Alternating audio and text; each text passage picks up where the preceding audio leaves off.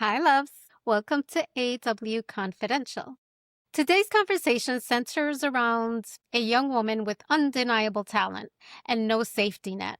Writer director Sergio Vizuete joins us to discuss the film Becoming Vera, which follows an 18-year-old pianist aging out of foster care as she navigates ambition, betrayal, and survival in Miami's Latin jazz scene. Enjoy. Hola, Sergio. Muchísimas gracias por tu tiempo. Y muchísimas gracias por el espacio. I, I have to tell you, I loved Becoming Vera. It's Sí. such a sweet and honest story. Why was it important for you to tell this story now? What inspired you to take this journey? That's a great question that you actually say now also, because Yeah. it's a very now kind of film. Several things. As you can see, it's the story of a creative person, right? And that's me in many ways. So, all creative people, we go through a very, very similar journey to what Vera is going through. But also, in many ways, it's the story of an immigrant, because it's the story of a person who is trying to find her way in a very, very foreign world to her, right? And it was very important for me to demostrar que los latinos, si luchamos, podemos llegar a algo, right? Because that's what we came here for. We came here to fight. We came here to find our future, and that's what Vera is doing. And I did feel that in the story. There was something that was interesting to me. We all have different perspectives when we watch a film, a series. Now, as the writer and director, I want to ask you this. Is Vera's gift really about talent or is it about something deeper? There were so many different things that were intertwined because it was about her gift. It was about being a foster, aging out the foster system. It was about how certain things happened during the trajectory of the movie that I don't want to give out too much, but where she lost a piece of herself when something was taken from her, something very personal. So I want to know, as from your perspective, what was the film about for you? Not giving up. Yeah, that's what the Felt film is that. about. Not giving up and finding your voice, because that's what that she's doing. Even though she doesn't know she's doing that, that's what she's doing. Like finding her voice, believing in herself. That she's not believing at very first, right? But then, she gets to all that by not giving up, and that's what I think is actually her talent, or if you will, her. Have you ever felt as a creative, I think we all have those moments. Have you ever felt like giving up, and what was that sort of moment that pushed you forward, that thrusted you forward?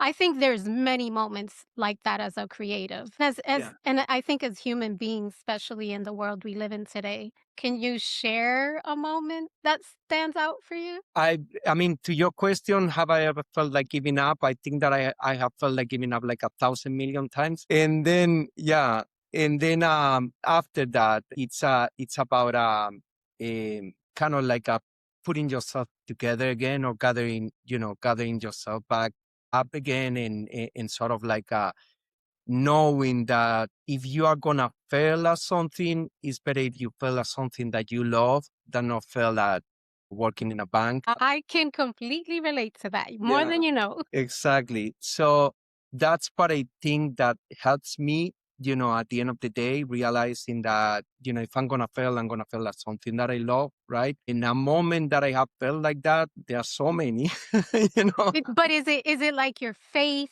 Is it the dream that keeps you going? Is it a combination of things? What's your driver? I think we all have different drivers. I mean, for some people it's fame, for some people it's money, for some people it's pride. But what's that driver for you? The driver for me right now, it would be my children, but I mean, I wanna, like I'm saying, and it's been always, the driver for me, it's been always when I'm old and ugly and right and muy viejito, I want to look back and say, you know what, yeah, I was there and I tried it, and I found every bottle, and right. And now I want to give my children that kind of, like a when they look to the dad, they say, hey, that's el loco peligroso that we had as a dad.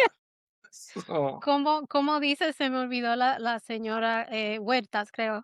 Sí se puede, todo se puede. todo se puede. Yeah, Right. that's very true, Yeah. very true.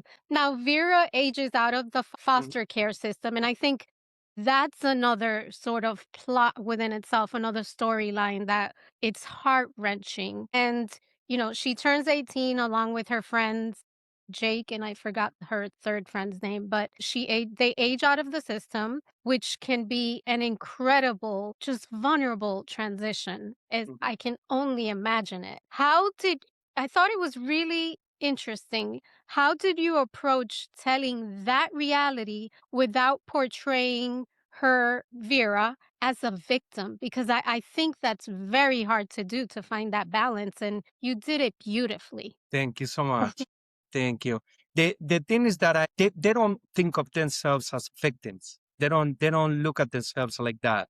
I've worked with foster children because I did a campaigns for Voices for Children. That's the actually an actual organization that it's also portrayed in the film, right? Yes. As a commercial director, I've done campaigns for them, and I've worked with foster children that age. You see in themselves that they don't think they are victims. Just that's the life that they're living. And, some of them they want more, and they are fighting to right. I mean to get there and kind of like the same way that we're all doing, right? So I didn't wanna portray them as victims because I think that it wouldn't be fair to them. So that was very important, actually. That was very Wow. very Well, I definitely I felt it. I saw it.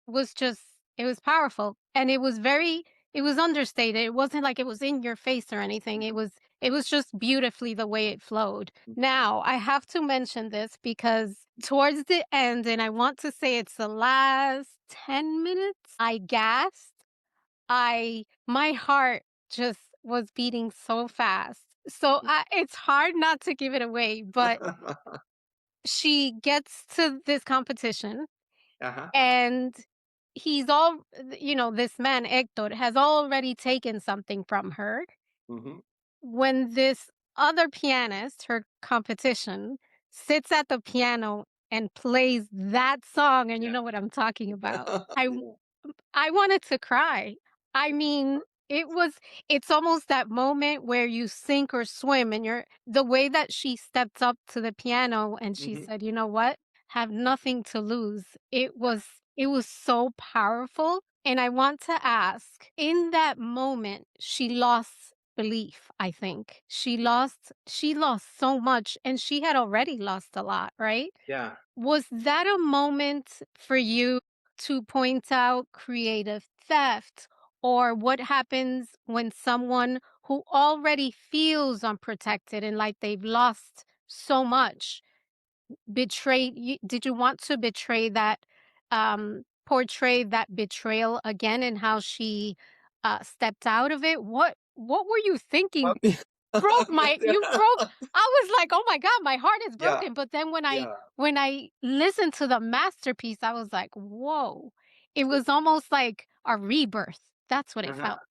That's what it Yeah. felt like. We do have that in our business, right? But it was also about when you are at your lowest, there's some kind of rebellion that comes within, right? And that's exactly what she needed to find herself. Yeah, because Oh my she god. she need that rebellion. She need that you know what it. Yeah. It's interesting because as life has it, we all have those challenging moments, right? We sometimes have to hit sort of that rock bottom to kick ourselves back up and say, "No, I'm not going to let this get to me." Was that Yeah. personal for you? Because it felt so intense for me. Was there something there? Because it felt Very very personal. personal. Yes, very personal. Wow. Yeah, Wow. Thank you. Thank you for sharing of that. I course. felt it. Now, I don't want to leave you without asking you this question, because I think it's important that we share something that can help anyone listening. For young people who are aging out the foster care system, or adults in a vulnerable place in their lives, Where do you believe their power lies? What can you share with us to help us tap into that magic?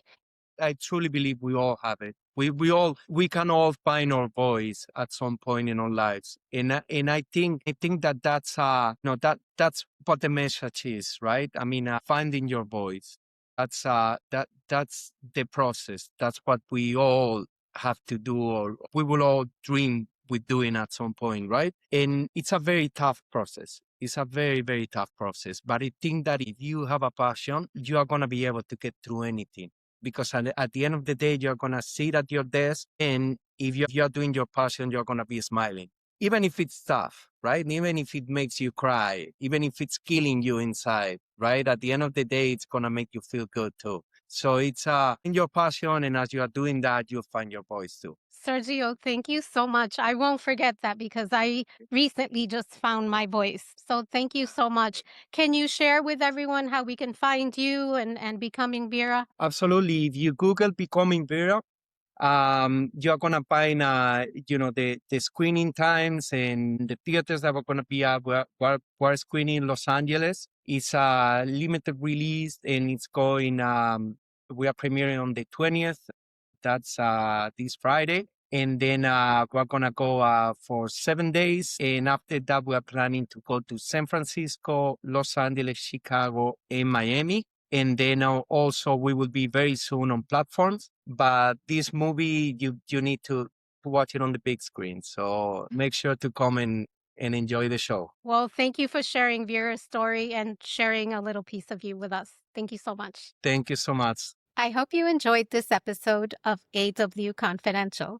A gift is powerful, but belief, it's survival. For the thousands of young people who are aging out of the foster care each year, the real battle isn't talent, it's opportunity. For those following their dreams, it's belief in themselves and opportunity. And sometimes choosing yourself is the most radical act of love that we can make. I hope that this episode served as inspiration and you continue to follow your dreams. I'll talk to you soon, loves. Bye.